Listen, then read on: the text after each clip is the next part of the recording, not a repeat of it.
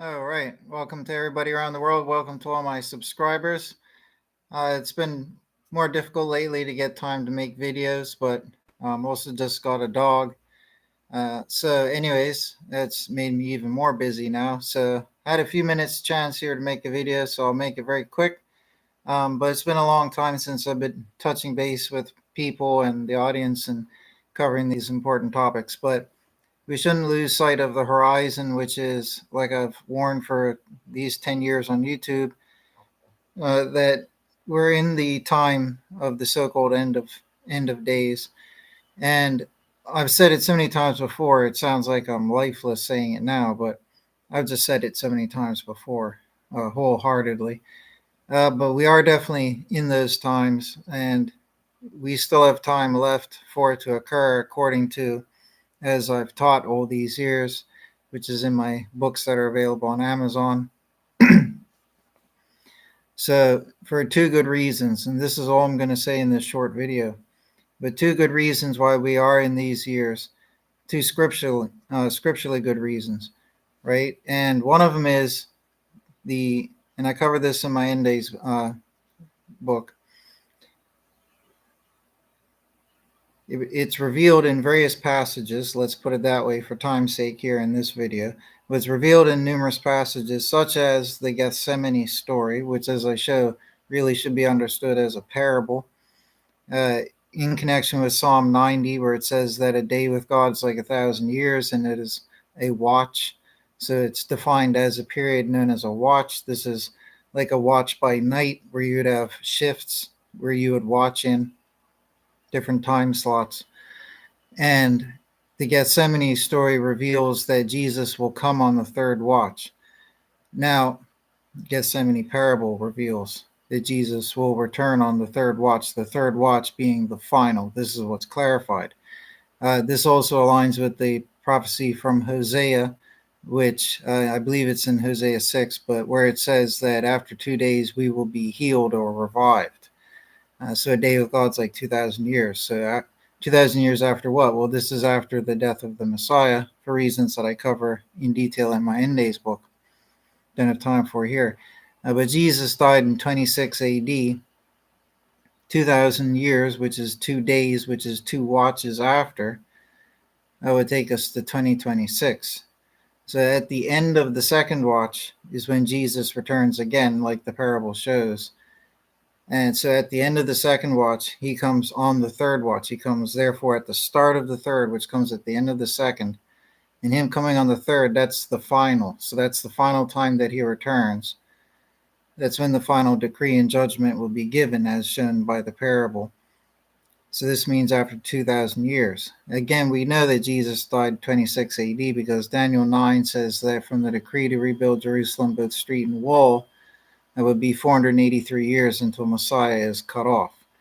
Now, these 483 years, the Bible specifies and gives the detailed events when King Artaxerxes issued the decree to rebuild Jerusalem, including streets and walls. And it even has verses where it says they are building the streets and walls of Jerusalem, even by the decree of Artaxerxes. So it's clarified in the Bible who made that decree.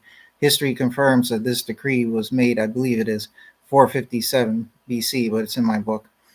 And 483 years forward from that is 26 AD. So that's when Jesus would have died, going by the maths from the Bible, which agrees with history. So it's just a common trope or idea that Jesus died in 29 or 30 or 31 AD. This is based on tradition, but not maths and biblical accuracy. So and historical accuracy. So nonetheless, if Jesus died in 26 AD, like I said, 2 watches later would bring us to 2026. Considering year flux, like I've said before, because we don't know if a certain event occurred in the January or December of a given year, that would make a difference of 12 months. So we should allow for up to 1 year flux, therefore, when we're measuring and considering these time periods. Because, like I said, were you taking the starting measure from a January of a certain year or December or June, right? So you have to allow for up to a year. So generally speaking, it's 2026 would be the deadline, but you should allow for up to a year of flux. So that's one thing. The period of 2 watches is one great indicator as to when the end would be. And the second one is still Daniel's prophecy, which is one of the highlights of Manday's book. And that prophecy, it regards the Dome of the Rock being the abomination on the Temple Mount. And it's from this monument that is measured to 1335 day years. Now, that would bring, if it was 688 AD when the Dome of the Rock was started, when they started building it, that corresponds to 2023 AD. And then 689, 690, and 691, they continued to build it. And it's debated whether it was completed in 691 or 692. There's evidence for both sides of the argument. So nonetheless, that's what we have to work with historically. So 691 would correspond to 2026, if I'm not mistaken. Let me just make sure. 688 is 23, 689 is 24, 690 is 25, 691 is 26, so 692 would be 2027. If I'm not mistaken, I think Islamic sources say it's 691. I think it's the outside of Islam sources that say 692. But in either case, that's what we have to work with, like I said. So 2023 passed, 24 passed, 25 is almost fully passed, and 26 is upon us. So in 26, and at some point during 26, not claiming to know the month, week, or day or anything like that there, or the hour, not even literally, not even the specific year, but knowing the period of years in which the end should come. It should be coming. It could still come this year. It could come at any point during next year, and arguably it could still occur during 27 when you apply your flux, like I said.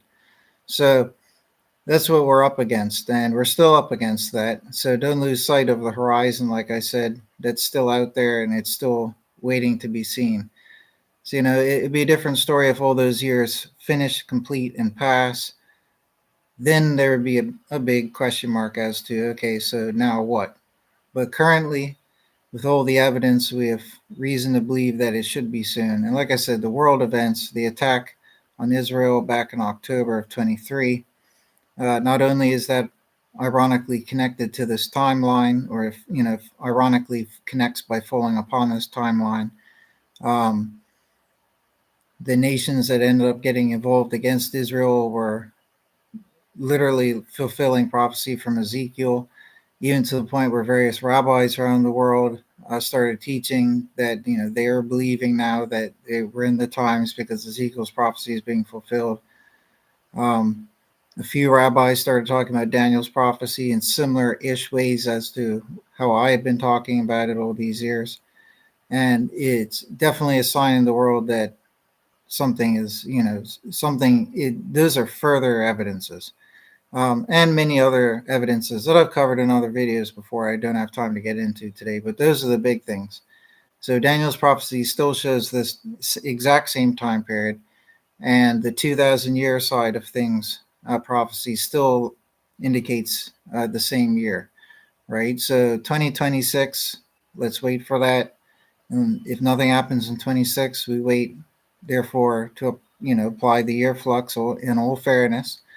And then if by the end of 27 nothing happens, then it's a different ball game. We could stop and sit down and consider that something must have been wrong or whatever, right? But we have all reason to believe that it could be very, very soon.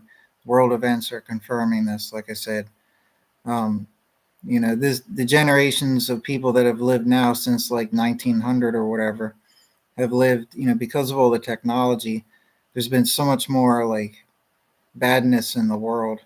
And the current generations are going through terrible oppression in various different ways. And, I would like to say it's probably one of the worst times to live in. A lot of people have decent lives or nice lives, but don't get me wrong, but there's a lot of bad going on. A lot of people have bad lives with bad stuff happening to them.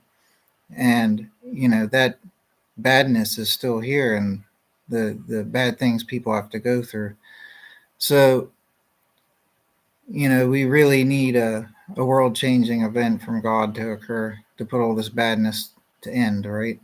To come stop it, to judge it, to, bless the good and to punish the wicked and whatever in part of the judgment. So anyways, take care, folks, and God bless.